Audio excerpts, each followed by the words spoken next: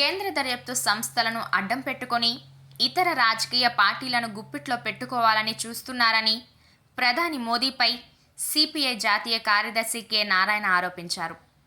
బుధవారం ఢిల్లీలోని ఏపీ భవన్లో ఆయన మీడియాతో ముచ్చటించారు. 100 కోట్ల కుంభకోణం పేరుతో ఢిల్లీ ముఖ్యమంత్రి కేజ్రీవాల్ను అరెస్టు చేయడానికి కేంద్రం ప్రయత్నిస్తోందని మండిపడ్డారు.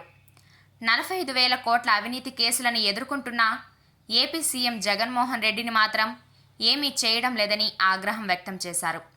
ఒక వ్యక్తి 10 ఏళ్లుగా బెయిల్పై ఉండటం ఇదే తొలిసారని అన్నారు.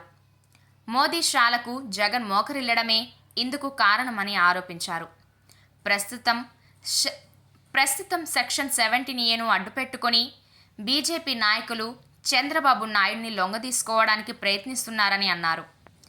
విభజన చట్టంలోని హామీలను పక్కన పెట్టిన కేంద్రాన్ని ఏపీ పాలక ప్రతిపక్ష పార్టీలు ప్రశ్నించే ధైర్యం చేయట్లేదని నారాయణ ఆరోపించారు. కాంగ్రెస్, సిపిఐ, సిపిఎంలు కలిసి తిరుపతి, విశాఖపట్నం, అమరావతిలో భారీ బహిరంగ సభలు నిర్వహించనున్నట్టు ఆయన తెలిపారు.